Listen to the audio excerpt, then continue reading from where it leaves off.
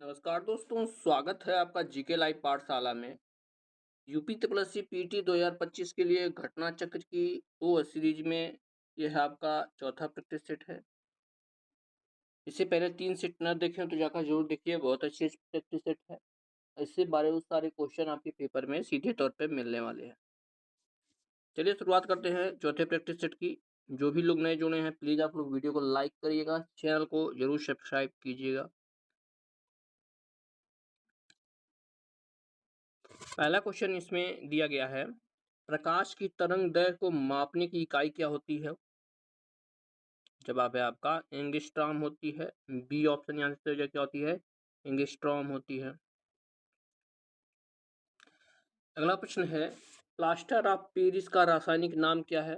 Plaster of Paris का यानी जिसे पीओपी बोलते हैं, इसका रासायनिक नाम पूछा गया है। जवाब हो जाएगा ऑप्शन डी, यह जो है कैल्शियम सल्फेट हेमीहाइड्रेट होता है। डी ऑप्शन से हो जाएगा कैल्शियम सल्फेट हेमीहाइड्रेट।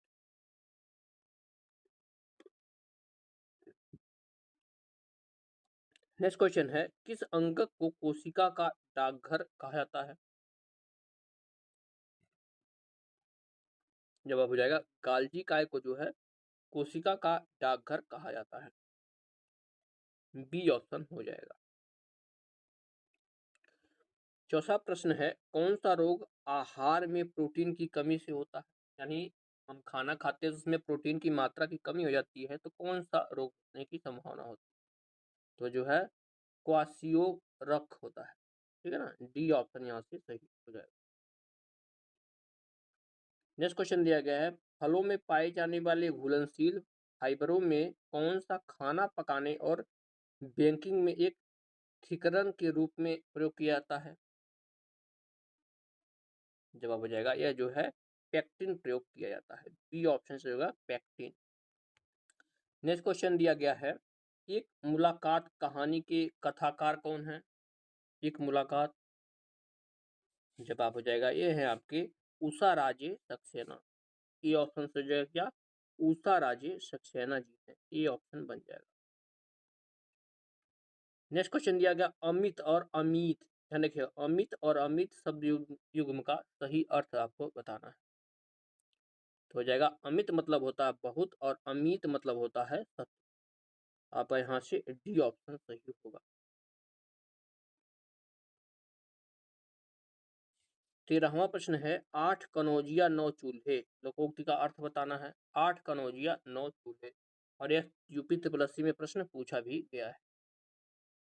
जवाब है आपका अलगाव की स्थिति। सी ऑप्शन से होगा क्या अलगाव की स्थिति। नेक्स्ट क्वेश्चन है, खिड़की खुलने से प्रकाश आएगा, इस वाक्य में किस प्रकार की अशुद्धि है? खिड़की खुलने से प्रकाश आएगा, जवाब हो जाएगा इसमें जो है कारक संबंधी अशुद्धि। ये ऑप्शन से होगा क्या कारक संबंधी अशुद्धि। अगला प्रश्न है, निम्नलिखित में से किसके नाम प्रायः पुल्लिंग होते हैं? 15वां प्रश्न है, जवाब हो जाएगा समुद्र के नाम जो होते हैं यह पुल्लिंग होते हैं। ये ऑप्शन सही हो जाएगा समुद्र। 16-17 में जो है पैसेज दिया गया, इससे आंसर बताना। पैसेज को एक बार जरूर पढ़ लीजिएगा आप लोग, एक बार पैसेज को जरूर वीडियो को रोककर पढ़ लीजिए। प्रश्न दिया गया है, which kind of noun is the Gangapur? Gangapur में जो है कौन सा जो है नाउन है? जवाब हो जाएगा आपका ऑप्शन नंबर डी, यह जो है प्रॉपर नाउन है। ठीक है ना, प्रॉपर नाउन है क्योंकि सीधे तौर पे एक किसी शहर का नाम है या किसी गांव का नाम है, तो यह प्रॉपर नाउन के अंतर्गत आ जाएगा। अगला प्रश्न है, which part of speech is the word brave? Brave जो है कैसा वर्ड है? जवाब हो जाता है ऑप्शन सी, यह जो है एडजेक्टिव यानी विशेषण है। जैसे वो बहादुर लड़का है, ठीक है ना, तो बहादुर जो है यह आपके विशेषण के अंतर्गत आता है, एडजेक्टिव। नेक्स्ट क्वेश्चन है, which of the following is the correct expression? इसमें से कौन सा करेक्ट है? जवाब हो जाएगा आपका option A, as cheerful as a lark. ये ऑप्शन आपका यहाँ से सही हो जाएगा। 19वां प्रश्न है, which of the following word is the preposition, preposition इसमें से कौन सा है? जवाब हो जाएगा बियॉन्ड, जो है आपका प्रीपोजिशन है। ये ऑप्शन सही हो जाएगा। बढ़ते हैं अगले क्वेश्चन की तरफ। प्लीज आप लोग जो भी लोग जुड़े हैं एक बार जरूर चैनल को सब्सक्राइब कर दीजिएगा। दिया गया है choose the word opposite of the meaning given word frailty. ठीक है ना, फ्रेलिटी का जो है अपोजिट बताना है। जवाब हो जाता है आपका ऑप्शन नंबर यहाँ से बी, होता है आपका स्ट्रेंथ। यहाँ से बी ऑप्शन सही हो जाएगा। नेक्स्ट क्वेश्चन है इंटरनेशनल बिग कैट अलायंस यानी IBCA का मुख्यालय किस देश में स्थापित किया जाएगा? जवाब बनता है आपका ऑप्शन ए, इसका मुख्यालय जो है भारत में बनेगा। ये ऑप्शन हो जाएगा। नेक्स्ट क्वेश्चन, फरवरी 2025 में जारी भ्रष्टाचार बोध सूचकांक 2024 में भारत को कौन सा स्थान प्राप्त हुआ है? इसमें भारत को जो है 96वां यानी 96वां स्थान प्राप्त हुआ है। डी ऑप्शन सही होगा। अगला प्रश्न है जनवरी 2025 में कौन सा देश ब्रिक्स का पूर्ण सदस्य बना है? ब्रिक्स का जवाब हो जाएगा इंडोनेशिया जो है ब्रिक्स का पूर्ण सदस्य बना है। बी आपका सही जवाब होगा। नेक्स्ट क्वेश्चन दिया गया है आयकर अधिनियम 2025 में कुल कितनी अनुसूचियां हैं? आयकर अधिनियम 2025 की बात किया जा रहा है, तो इसमें जो है कुल 16 अनुसूचियां हैं। सी ऑप्शन हो जाएगा। 30वां प्रश्न है भारत का पहला चिड़ियाघर आधारित बायो बैंक कहाँ स्थापित किया गया है? इसका जवाब है ऑप्शन सी, यह जो है पज्जा नायडू हिमालयन प्राणी उद्यान दार्जिलिंग में किया गया है। ठीक है ना, यहाँ से आपका सी ऑप्शन सही हो जाएगा। 31वां प्रश्न है विश्व का पहला 3D प्रिंटिंग ट्रेन स्टेशन किस देश में बनाया गया है? तो यह जो है जापान द्वारा बनाया गया है। बी ऑप्शन सही है, जापान। नेक्स्ट क्वेश्चन, मार्च 2025 में कौन सा देश विश्व का दूसरा सबसे बड़ा चाय निर्यातक देश बना है? जवाब है आपका ऑप्शन नंबर यहां से सी, श्रीलंका है। श्रीलंका जो है विश्व का जो है दूसरा सबसे बड़ा चाय निर्यातक देश बन गया है। 33वां प्रश्न है फरवरी 2025 में G20 विदेश मंत्रियों की बैठक 2025 कहां आयोजित हुई? तो यह जो है आपका जोहान्सबर्ग में आयोजित हुई। ऑप्शन यहाँ से ए सही होगा, जोहान्सबर्ग। अगला प्रश्न, मार्च 2025 में संपन्न ICC चैंपियन ट्रॉफी 2025 का खिताब भारत ने किस देश को पराजित कर जीता है? इसका जवाब बनता है आपका ऑप्शन नंबर यहाँ से सी, यह जो है न्यूजीलैंड को पराजित करके जीता है। अगला प्रश्न, जून 2025 में माउंट इटना ज्वालामुखी में विस्फोट हुआ, यह ज्वालामुखी किस देश में है? इटना की बात हो रही है, जो है सुसुप्त ज्वालामुखी था। जवाब होता है आपका ऑप्शन नंबर यहाँ से सी, यह है आपके इटली में है। ऑप्शन यहाँ से सी सही है, इटली में। अगला प्रश्न है एक राज्यसभा सदस्य का कार्यकाल कितने वर्षों का होता है? राज्यसभा सदस्यों की बात हो रही है। जवाब है आपका 6 वर्ष का होता है। बी ऑप्शन से कितना 6 ईयर्स का होता है। अगला प्रश्न, निम्नलिखित में से कौन सा राज्य नेपाल के साथ सीमा साझा नहीं करता है? जवाब है आपका हिमाचल प्रदेश जो है यह नेपाल के साथ सीमा साझा नहीं करता है। बाकी बिहार भी लगा है, उत्तर प्रदेश और उत्तराखंड भी आपके नेपाल से सटा हुआ है। 38वां प्रश्न है 2018 में गूगल डूडल ने मृणालिनी साराभाई को 100वां जन्मदिन मनाया। वह निम्नलिखित में से किस नृत्य शैली की प्रतिपादक थी? मृणालिनी साराभाई को सब लोग जानते हैं, इंपॉर्टेंट प्रश्न भी बनता है यहाँ से। जवाब है आपका यह जो है भरतनाट्यम और कथकली की जो है से जुड़ी हुई थी। बी ऑप्शन हो जाएगा। नेक्स्ट क्वेश्चन है माई कंट्री माई लाइफ किसकी आत्मकथा है? माई कंट्री माई लाइफ, तो यह जो है लाल कृष्ण आडवाणी जी की जो है आत्मकथा है। बी ऑप्शन यहाँ सही हो जाएगा, एल के आडवाणी। नेक्स्ट क्वेश्चन को थोड़ा ध्यान से देखिएगा किस तरह से जो है क्वेश्चन को बड़े रूप में दिया गया है। वन अनुसंधान संस्थान देहरादून की स्थापना इंपीरियल वन अनुसंधान संस्थान के रूप में की गई थी। किस वर्ष इसे इंपीरियल वन अनुसंधान संस्थान के रूप में स्थापित किया गया था? सीधे तौर पे पूछा गया कि वह वन अनुसंधान संस्थान की स्थापना कब हुई थी? तो ये हुई थी 1906 में। ये ऑप्शन रहेगा 1906 में।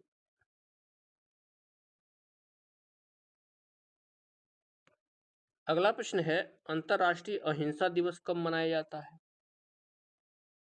तो ये जो है 2 अक्टूबर को मनाया जाता है अहिंसा दिवस, गांधी जी की जयंती पर। ये ऑप्शन हो जाएगा।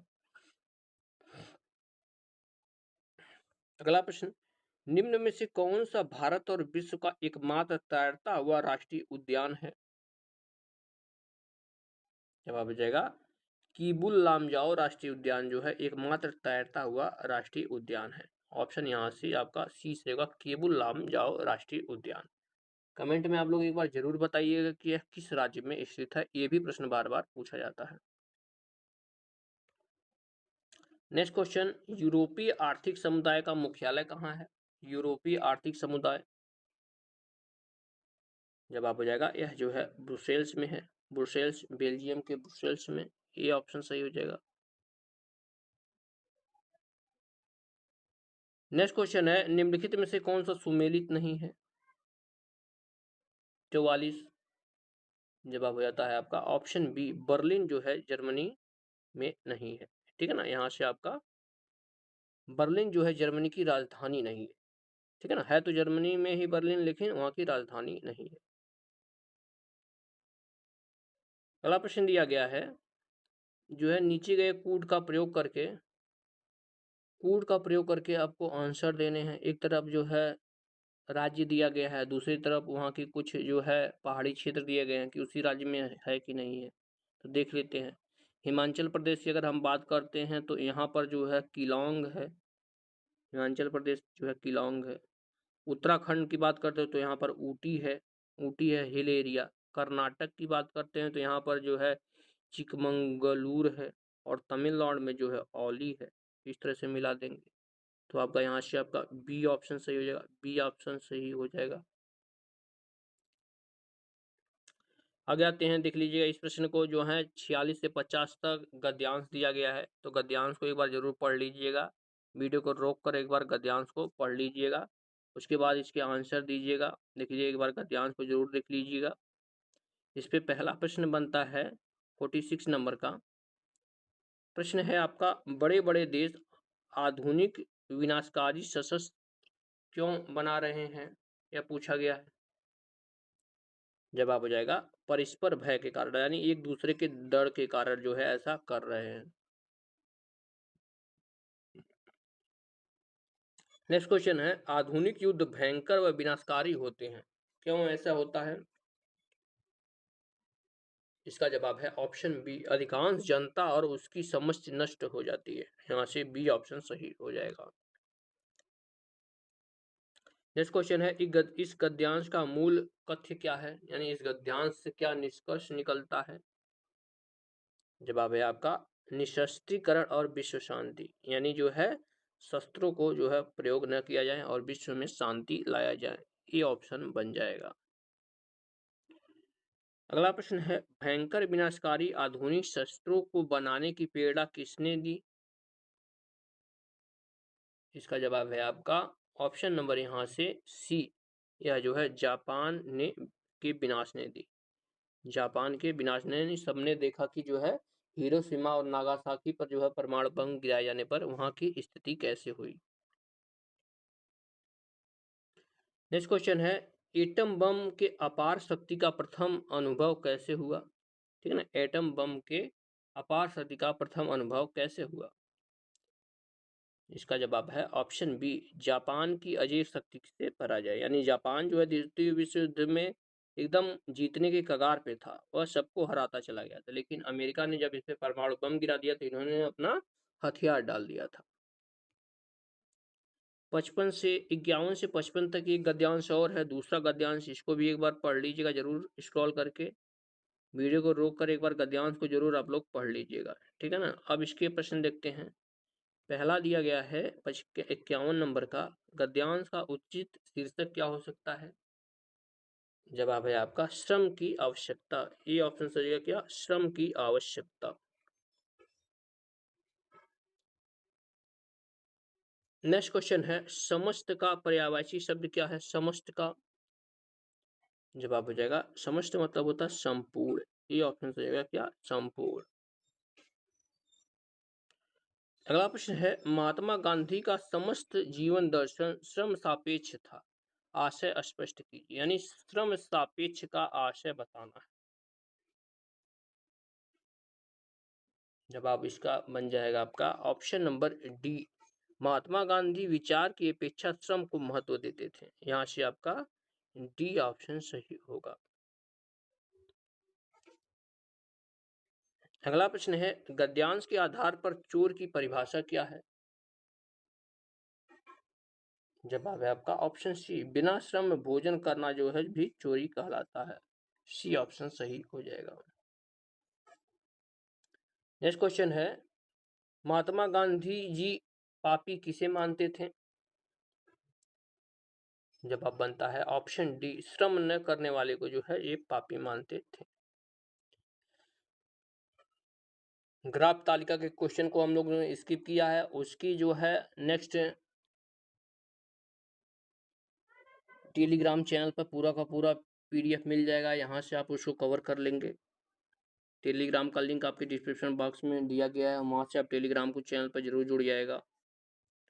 76 नंबर प्रश्न से देखते हैं, जो कि स्टैटिक जीके का पोर्शन अब यहाँ से शुरू होता है। दिया गया है, भारतीय राष्ट्रीय आंदोलन के दौरान निम्नलिखित में से कौन सी घटना सबसे पहले हुई थी? यह प्रश्न है आपका। जवाब बनता है आपका ऑप्शन नंबर सी, बंगाल का विभाजन सबसे पहले हुआ था। सबसे पहले क्या हुआ था? बंगाल विभाजन। अगला प्रश्न है, 1939 में कांग्रेस अध्यक्ष पद से इस्तीफा देने के बाद किसने अखिल भारतीय फॉरवर्ड ब्लॉक की स्थापना की थी? जवाब हो जाएगा ऑप्शन सी, सुभाष चंद्र बोस ने जो है अखिल भारतीय फॉरवर्ड ब्लॉक की स्थापना की थी। अगला प्रश्न है, कौन सा भारतीय जन आंदोलन महात्मा गांधी के प्रसिद्ध दांडी मार्च के साथ शुरू हुआ था? कौन सा आंदोलन शुरू हुआ था? जवाब हो जाता है आपका ऑप्शन नंबर बी, सविनय अवज्ञा आंदोलन शुरू हुआ था। बी ऑप्शन सही है, सविनय अवज्ञा आंदोलन।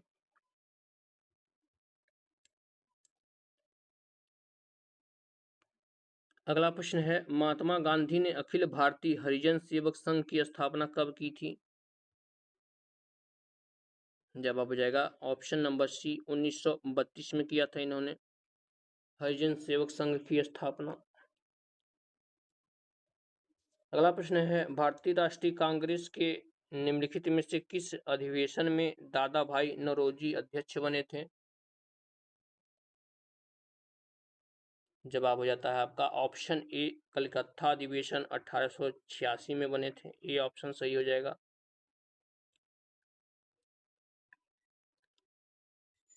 81वां प्रश्न है, निम्नलिखित में से सिख आध्यात्मिक गुरुओं में से किसके बारे में कहा जाता है कि उन्होंने जहांगीर के विद्रोही पुत्र खुसरो को सहायता प्रदान की थी? अब देखिए, इसी के लिए उनको फांसी भी दे दी गई थी। इसका जवाब बन जाता है आपका ऑप्शन नंबर बी, ये गुरु अर्जुन देव की बात हो रही है। बी ऑप्शन सही है, गुरु अर्जुन देव।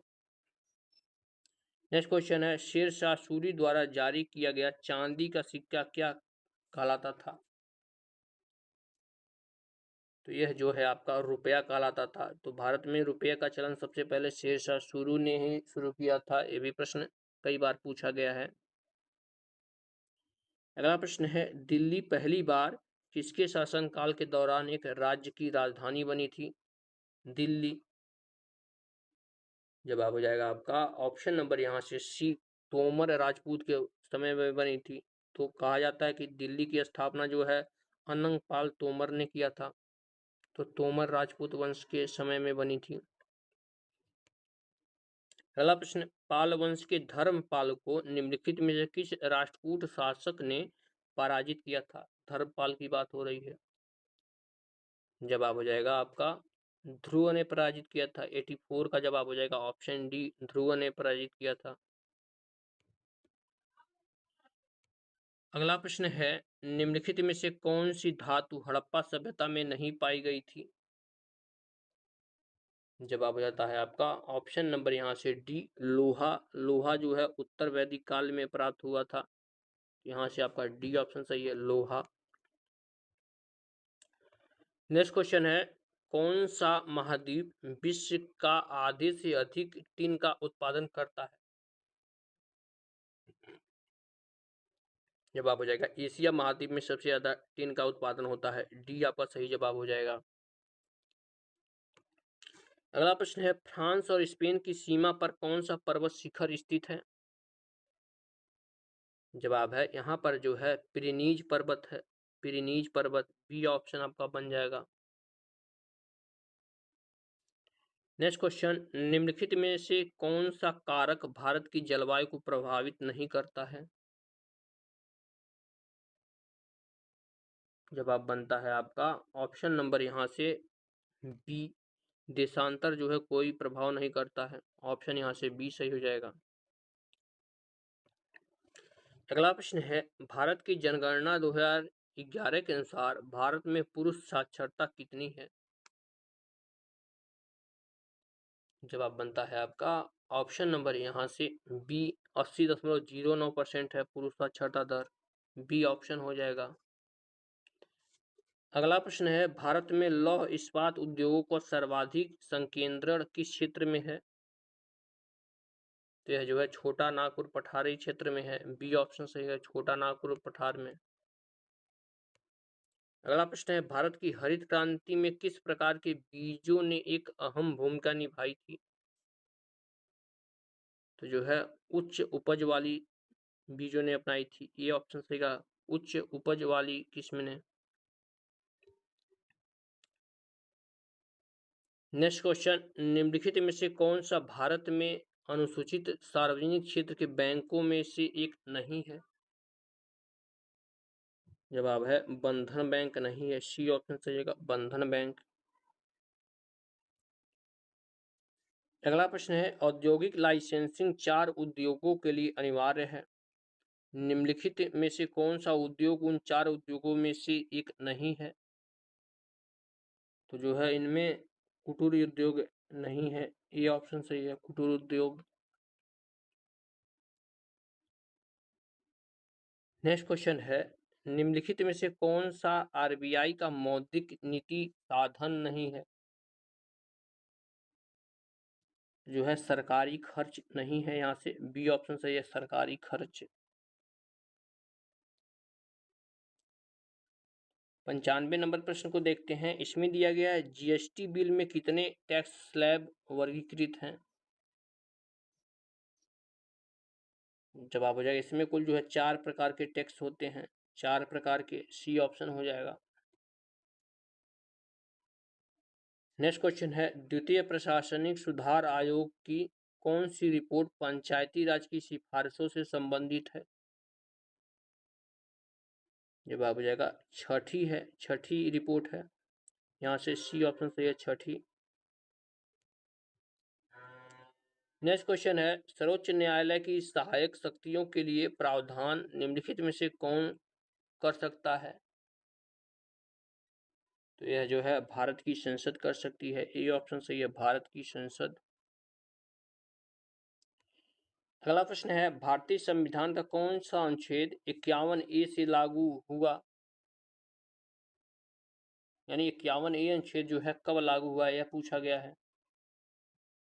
तो यह जो है 3 जनवरी 1977 को लागू हुआ था। डी ऑप्शन सही हो जाएगा। 99 नंबर का प्रश्न है, संविधान जो कि 86वां संविधान संशोधन अधिनियम 2002 द्वारा निम्नलिखित में से कौन सा अनुच्छेद भारतीय संविधान में शामिल किया गया? इसके द्वारा जो है अनुच्छेद 21A को जोड़ा गया था। ये ऑप्शन सही है, अनुच्छेद 21A।